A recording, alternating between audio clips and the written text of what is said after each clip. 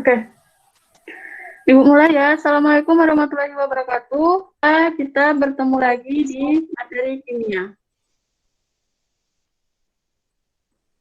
Oke, sebelum kita masuk ke materi, silakan berdoa terlebih dahulu agar kita mudah menerima materi yang kita pelajari saat ini. Silakan kalian semua berdoa sesuai kepercayaan masing-masing. Berdoa mulai. Oke, berdoa selesai. Nah, baiklah. Hari ini kita akan membahas tentang kepolaran senyawa kovalen. Nah, anak ibu semua pernah nggak tangan kalian kena minyak, kemudian kalian cuci sama air? Pernah nggak? Pernah, Bu. Ayo, ada yang pernah? Pernah, Bu. Pernah, Bu. Pernah, Bu. Pernah. Terus kalian cuci tangan dengan air saja, apakah minyaknya akan hilang? Enggak. Tidak, Ibu. Enggak, Tidak, ya? Bu. Ya, tidak. Tidak. Nah, karena di situ adalah salah satu ada senyawa kovalen polar dan non polar. Jadi dia tidak bisa bersatu, dia tidak suka, makanya minyaknya tidak suka sama air. Makanya dia kemudian apabila kita menggunakan sabun, nah kenapa minyaknya hilang? Ya kan? Nah, karena sabun itu bersifat non polar. Jadi minyaknya akan hilang. Oke. Baiklah, langsung saja kita masuk ke materi ya. Nah, masih ingat dengan struktur Lewis nggak? Atau yang ada yang masih ingat? Masih ingat ya struktur Lewis? Insya Allah, Bu. Alhamdulillah masih. Ya, alhamdulillah. Oke, kita lanjut saja. Nah, ternyata ikatan kovalen itu ada kovalen polar dan non polar. Nah, kenapa polar? Nah, polar itu ketika PEI-nya atau pasangan elektron ikatannya itu lebih tertarik ke salah satu atom yang berikatan. Nah, kenapa dia tertarik? Karena adanya ke elektronegatifan. Nah, contohnya di sini HCl. Nah, ternyata si Cl ini lebih elektronegatif daripada H. Nah, di mana kita tahu kalau dia lebih elektronegatif, Bu? Nah, kita tahu dari tabel ya, ada tabelnya. Sebentar ya. Oke. Nah,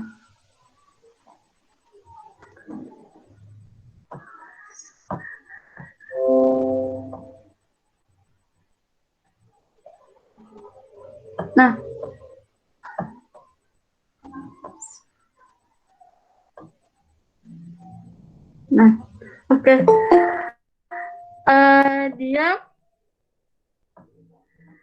si Cl ini ternyata lebih elektronegatif daripada si H tadi kan, karena si Cl ini nilai elektronegatifnya 3, sedangkan si H ini 2,1. Nah, karena ada elektronegatifan dan ada yang tidak, maka akan terbentuk namanya kutub. Nah, kutub negatif di sini kutub positif ya. Nah, sebelumnya kepolaran senyawa itu atau kepolaran itu berasal dari kata polar, yaitu artinya kutub. Nah, kutub di sini ada 2, yang pertama kutub negatif dan kutub positif. Nah, karena Cl tadi lebih besar elektronegatifannya, maka si Cl ini bisa menarik elektron si H. Nah, sehingga dia memiliki kutub negatif, sedangkan si H memiliki kutub positif. Nah, antara kutub dengan ion itu beda ya. Nah, ion dengan kutub itu berbeda. Sekali lagi mengingatkan, ion dengan kutub itu berbeda ya. Nah, jadi si Cl tadi berkutub negatif, sedangkan H-nya positif. Nah, kemudian ada lagi yang nonpolar. Nah, kenapa dia nonpolar? Karena pasangan elektron ikatannya tuh sama. Nah, dia sama. Kemudian perbedaan elektronegatifnya itu juga sama. Nah, antara O dan O contohnya, H2 contohnya, dia sama. Jadi tidak ada kutub. O yang sebelah sini tidak memiliki kutub dan sebelah sini tidak memiliki kutub karena dia sama. Nah, tidak ada perselisihan antara keelektronegatifan si O yang sebelah kiri dan keelektronegatifan si O yang sebelah kanan.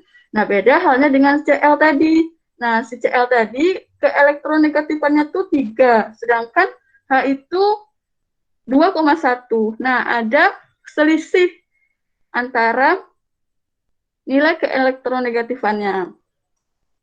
Oke, sampai di sini paham nggak? Ada yang ditanyakan?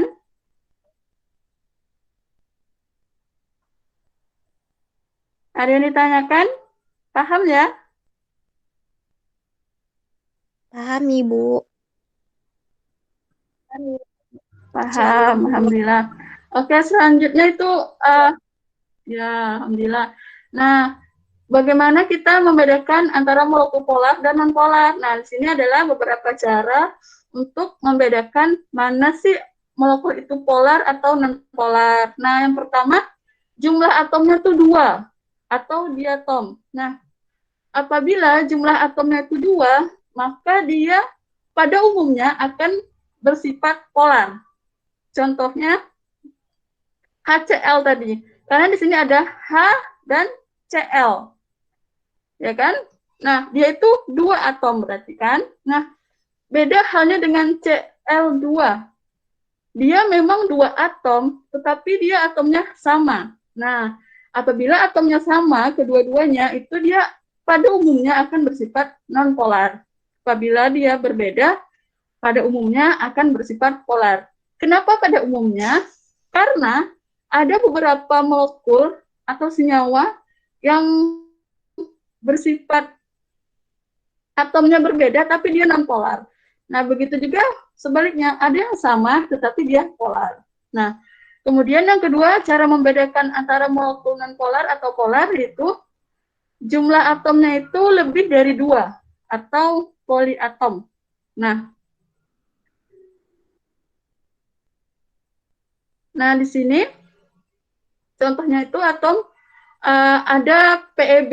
Nah, kita ketahui, kita sudah belajar tentang PEB ya, yaitu pasangan elektron bebas. Nah, contohnya di sini PCl3.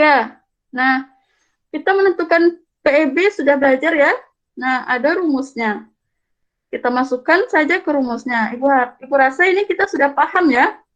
Udah paham belum tentang yang ini?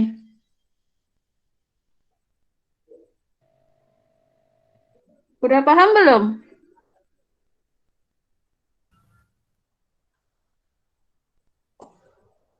Belum paham ya? Nah, baiklah kalau belum paham, di sini kita masukkan saja rumusnya. Ini elektron valensi dari si P. Kemudian pasangan elektron ikatannya. Nah, karena di sini dia mengikat 3 Cl, maka ada 3 pasangan elektron ikatannya. Kemudian B-nya ini adalah elektron yang dibutuhkan. Siapa? Si Cl. Karena si Cl adalah elektronnya 7, maka dia butuh 1 kan? Nah, maka dikali 1. Nah, si P tadi elektron valensinya tuh 5. Nah, 3 dikali 1, 3. Kemudian 5 kurang 3, 2 hasilnya kan? 2/2 itu 1. Berarti ada 1 elektron bebas dari si PCl3.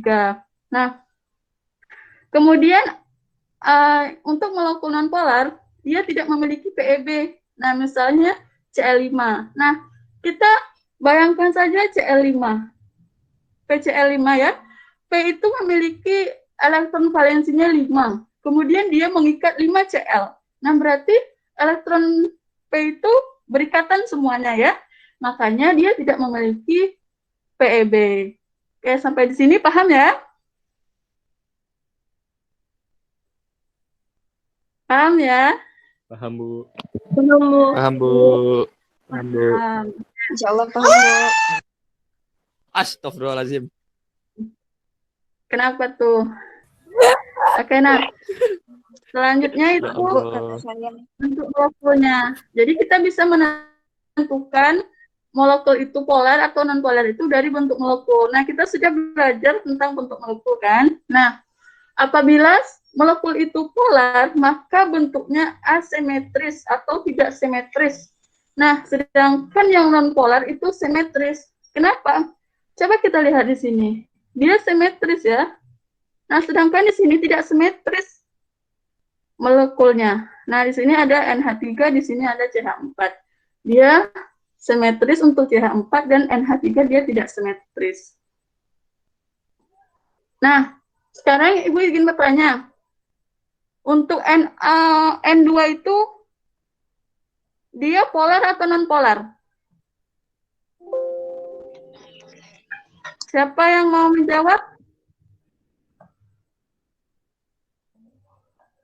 Siapa yang ingin menjawab? Silahkan. Non-polar, N2 itu polar atau non polar? Bu. Polar, Bu. Non polar. Non polar, Bu. Non-polar, Kenapa? Bu. Ya, kenapa dia non polar? Karena Molekul pasangan unsur, Bu. Karena elektronnya sama, Bu. ya, karena elektronnya sama atau atomnya sama. Kemudian yang kedua, NH3. Dia polar Polar, atau non Bu. polar? Polar, Bu. Polar. Polar, karena sudah kita Polar, Ibu. bahas tadi Ada ya, dia pasangan atom polar. bebas. Oke. Iya, berarti sudah paham ya?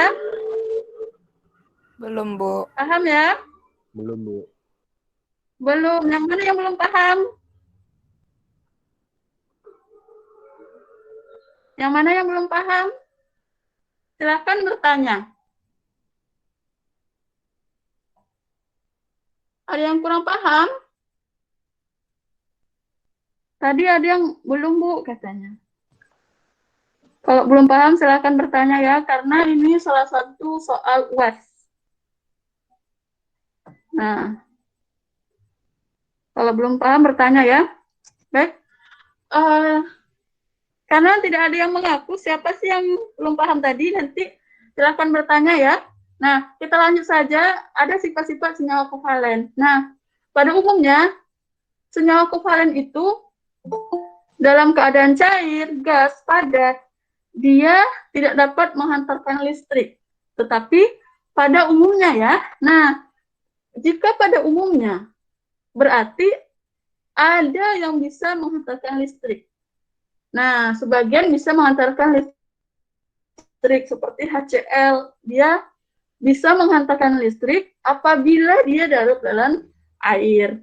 Nah, kemudian sifat yang kedua, pada umumnya non-polar itu tidak larut dalam air, seperti minyak tadi, dia tidak larut dalam air, jadi tangan kita masih berminyak. Nah, kemudian yang polar itu dia larut dalam air. Nah, kalau yang non-polar itu dia larut sesama non-polar saja, jadi pelarutnya non-polar. Kemudian sifat yang ketiga yaitu memiliki, ini titik didih ya, kenapa jadi tutup nih, maaf ya, typo. Nah, ini titik didih ya, titik didih dan titik lelehnya itu rendah. Nah, untuk membedakan molekul polar dan non-polar, paham ya? Karena materi non-polar dan polar ini sangat berhubungan dengan gaya antar molekul. Nah, jika paham, kita akan lanjut ke materi antar molekul. Paham ya? Silahkan yang belum paham. Jika diam kayak gini, berarti paham ya? Paham? Insya Allah paham, Bu. Insya Allah. Insya Allah paham, Bu. Oke. Insya Allah paham. Kalau ada soalnya, besok Ibu kasih soal luas, insya Allah paham juga ya. Insya Allah bisa jawab. Oke. Jika sudah paham, kita lanjut saja ke materi selanjutnya, yaitu bentuk molekul. Nah, bentuk molekul adalah ikatan atau gaya tarik-menarik antar molekul yang saling berdekatan. Nah, gaya antar molekul ini beda halnya dengan ikatan kimia yang ada ikatan ion, ikatan kovalen, dan ikatan logam. Kenapa? Karena kalau ikatan kimia itu dia terjadi antar atom. Nah, sedangkan gaya antar molekul ini terjadi antar molekul. Jadi, cara membedakannya tuh sangat mudah ya. Ingat saja, kalau gaya antar molekul terjadinya. Sedangkan ikatan kimia, ion, kovalen, dan logam itu dia antar atom. Nah, baiklah, ternyata gaya antar molekulnya ada dua. Yang pertama gaya van der Waals, yang kedua ikatan hidrogen. Nah, kita akan bahas tentang gaya van der Waals terlebih dahulu. Nah, ternyata ada tiga. Yang pertama itu gaya dipol-dipol atau dipol permanen. Yang kedua gaya dipol terimbas atau tereduksi. Dan yang ketiga, gaya dipol sesaat atau gaya London.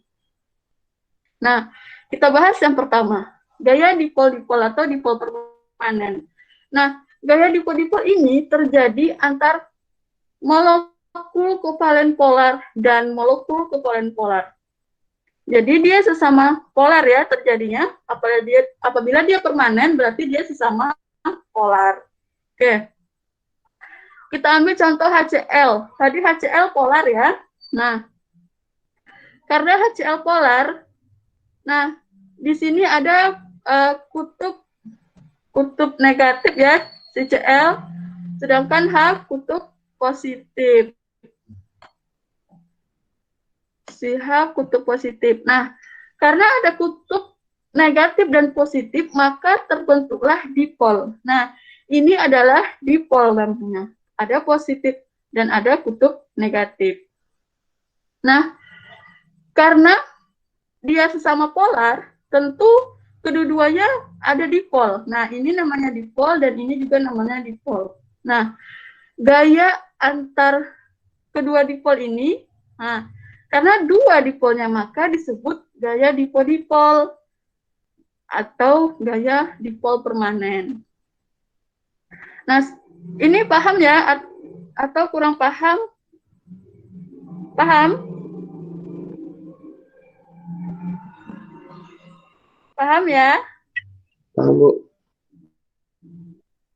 Paham. Kalau tidak paham silakan bertanya ya. Nah, kita lanjut yang kedua yaitu gaya dipol terimbas atau tereduksi. Nah, gaya dipol terimbas ini terjadi antara polar dan non-polar. Nah, jadi dia berbeda, ada polar dan non-polar. Nah, kita ketahui tadi HCl tadi polar, kemudian H2. H2 tadi karena dia sama ya, atomnya sama, maka dia non-polar. Nah, seperti tadi Cl itu lebih elektronegatif daripada H, maka si Cl ini memiliki kutub negatif seperti delta gitu ya, delta. Kemudian si H-nya positif, kutub positif ya, hanya maka terbentuklah dipol. Nah, ini adalah dipol HCl. Kemudian H2. Nah, karena dia tidak terbentuk dipol, maka dilambangkan seperti ini. Nah, hanya bulat seperti ini saja. Tapi H2 ini akan terimbas. Nah, dia terimbas, kemudian dia memiliki kutub juga. Ada kutub positif dan kutub negatif. Nah, sehingga dia seperti ini jadinya. Sama dia memiliki kutub. Nah, gaya antar HCl dan H2 ini dinamakan gaya dipol terimbas karena si H tadi atau H2 tadi itu dia nonpolar, tetapi dia terimbas, kemudian dia membentuk dua kutub. Makanya di sini terbentuk gaya dipol terimbas atau tereduksi. Nah, sampai di sini paham atau kurang paham? Atau tidak paham sama sekali? Paham nggak? Yang dipol terimbas saya kurang paham, Bu. Oke, dipol terimbas. Oke.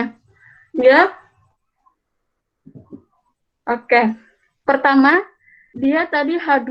H2 itu dia tidak polar ya, atau non polar. Nah, karena dia non polar, maka dia akan terimbas. Nah, karena dia terimbas ini, maka dia memiliki dua kutub. Nah, seperti halnya dengan HCl tadi. Nah, di sini ada kutub positif dan juga negatif. Nah, kenapa? Karena dia terimbas tadi. Atau tereduksi lah. Ya, tereduksi. Maka terjadilah gaya antar keduanya ini, gaya dipol terimbas. Atau kurang paham dengan bahasa Ibu gimana nih? Sudah paham, Bu. Gimana? Paham nggak? Paham, Bu. Paham? Oke. Kemudian kita lanjut ya. Kalau tidak paham silakan bertanya. Yang ketiga itu gaya dipol sesaat atau gaya London. Nah, beda halnya tadi, gaya dipol terimbas itu antara polar dan non-polar. Sekarang sesama non-polar. Nah, tadi kita ketahui apabila atomnya itu dua, maka dia bersifat non-polar. Nah, contohnya di sini ClCl ya, atau Cl2. Nah, gaya dipol sesaat ini terbentuk antara non-polar dan non-polar. Nah, kita contohkan tadi Cl2. Nah, ini karena tadi apabila dia non-polar, maka dia tidak ada kutub antara kutub negatif dan kutub positifnya dia tidak punya ya. Berarti dia belum memiliki dipol. Nah, kedua-duanya belum memiliki dipol. Nah, akan tetapi suatu ketika karena elektron itu kita ketahui bahwa elektron itu bergerak ya. Dia tidak tetap, dia bergerak kadang ke kiri, kadang ke kanan, pokoknya dia tidak tetap. Nah, ketika elektron itu berkumpul atau memadat di Cl yang sebelah kiri misalnya, nah, maka si Cl yang sebelah kiri akan memiliki kutub negatif.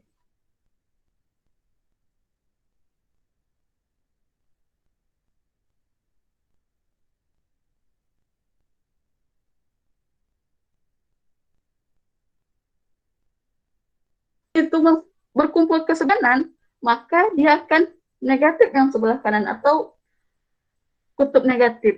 Nah, kemudian si elektronnya tadi sudah berkumpul ke si Cl yang sebelah kiri atau yang sebelah kanan Ibu ya. Kemudian si Cl yang sebelah kiri ini dia kekurangan elektron karena dia elektronnya sudah berkumpul ke si Cl yang sebelah kanan. Nah, si Cl yang sini akan memiliki kutub positif dan yang sebelah sini akan memiliki kutub negatif. Nah, sehingga terbentuklah dipol. Nah, gaya tarik antara Cl yang ini. Nah, di sini ada gaya tariknya atau ikatannya di sini disebut ikatan dipol sesaat. Kenapa?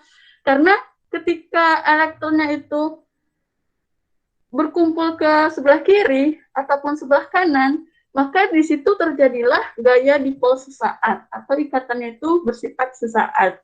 Nah, apabila dia elektronnya itu tidak berkumpul ke salah satu sisi, maka dia lambangnya seperti ini atau dia tidak memiliki kutub.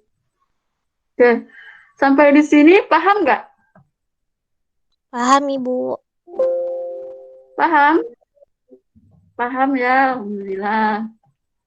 Atau ada yang kurang paham, silahkan bertanya. Ibu, untuk rumus PEB itu saya belum paham, Bu. Oke, rumus PEB belum paham. Iya, Bu. Oke, nggak apa-apa ya, kita ulang saja karena ada yang belum paham untuk rumus PEB tadi. Oke.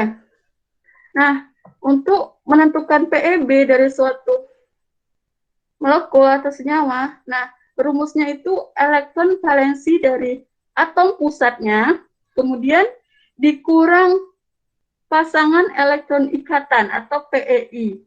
Kemudian dikali berapa elektron yang dibutuhkan untuk berikatan atau dilambangkan dengan B. Kemudian dibagi 2. Nah, contohnya di sini PCl3. Nah, P kita ketahui bahwa elektron valensinya itu adalah 5. Karena P itu elektronnya ada 15 kan? Nah, misalnya kita hitung konfigurasi elektronnya 285. Nah, berarti elektron valensi si P itu adalah 5. Nah, berarti kita masukkan 5 ada sebelah sini ya. Kemudian PEI atau pasangan elektron ikatan tadi. Nah, kita ketahui bahwa ada 3 Cl-nya. Berarti P ini berikatan dengan 3 Cl. Nah, berarti PEI-nya itu ada 3. Kemudian, berapa Cl ini membutuhkan untuk berikatan? 1, kan? Karena si Cl itu 7. Elektronnya ada 7. Elektron valensinya ya. Elektron valensi si Cl itu 7. Dia untuk stabil, berarti dia butuh 1 untuk stabil. Makanya 3 dikali 1. Nah, 3 dikali 1, 3. Nah, 5 dikurang 3. Sama dengan 2 ya. Nah, karena ini di sini Ibu langsung saja. Nah, 5 dikurang 3 itu 2. Nah, 2 bagi 2 itu 1. Nah, siapa yang bertanya tadi? Apakah sudah paham? Sudah paham, Bu. Makasih, Bu. Sudah paham ya, Alhamdulillah. Oke. Kita lanjut ke materi terakhir ya. Oke, materi terakhir yaitu tadi kan gaya antar molekul itu ada 2. Yang pertama gaya van der Waals, yang kedua ikatan hidrogen. Nah, ikatan hidrogen adalah gaya yang terbentuk antara H yang elektropositif dengan unsur-unsur yang memiliki elektronegatif besar. Nah, sekali lagi Ibu tekankan, untuk mengetahui keelektronegatifan itu ada tabelnya. Nah, nanti Ibu kasih tabelnya ya. Nah, ternyata gaya hidrogen ini terjadi antara atom yang elektropositif dengan atom yang elektronegatif. Nah, contohnya H itu adalah atom yang elektropositif. Nah, untuk lebih mudahnya, untuk mengingat, bisa seperti ini, handphone. Nah, berarti ada H dan FON katanya. Handphone berarti di sana ada HFON. Nah, ternyata jadi kita ingatkan saja, H itu dia elektropositif, sedangkan FON dia elektronegatif. Elektronegatifnya besar. Nah, kita ambil contoh di sini H2.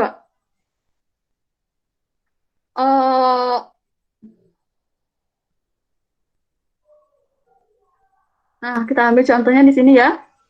Nah, tadi kita ketahui bahwa O itu elektronegatifnya besar. Nah, di sini ada O elektronegatifnya besar. Nah, kalian bayangkan ini tidak ada sebelumnya ya. Kalian bayangkan hanya ini sebenarnya. Sebelumnya ya. Nah, kemudian kita tambahkan lagi satu molekulnya. Kita ketahui tadi di sini contohnya itu FON. Nah, ternyata O itu lebih besar elektronegatifnya daripada H, karena H ini elektropositif. Makanya O ini berikatan dengan H. Nah, di sini itu adalah ikatan hidrogen namanya. Karena ikatan yang terjadi antara senyawa atau unsur yang elektropositif dengan unsur yang elektronegatifnya tuh besar. Nah, kenapa tidak misalnya O ini berikatan dengan H yang ini? Nah, karena sekali lagi Ibu tekankan bahwa ikatan hidrogen itu terjadi antar molekul, bukan antar atom. Nah, kalau H ini berikatan dengan O ini adalah antar atom. Nah, apabila O yang ini berikatan dengan H yang ini, itu adalah antar molekul. Karena di sini adalah satu molekul, dan ini adalah satu molekul. Nah, oke, sampai di sini paham atau ada yang bertanya? Silakan. Silakan yang ingin bertanya, tidak apa-apa.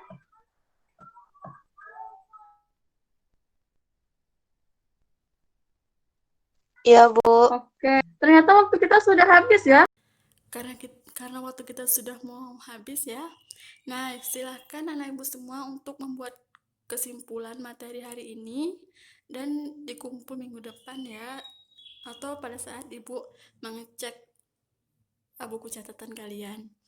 Nah, ibu ingatkan kembali juga bahwa silakan anak ibu pelajari kembali materi-materi yang sudah kita pelajari, karena minggu depan kita akan mengadakan UAS. Nah, semoga hasil UASnya memuaskan ya. Kita cukupkan pertemuan hari ini karena waktu kita sudah habis. Ibu ucapkan terima kasih untuk semuanya yang sudah hadir hari ini. Ibu akhiri, Assalamualaikum warahmatullahi wabarakatuh. Waalaikumsalam. Yang ingin bertanya, silakan. Ada yang ingin bertanya, silakan bertanya nanti di grup WA ya. Baik, Oke.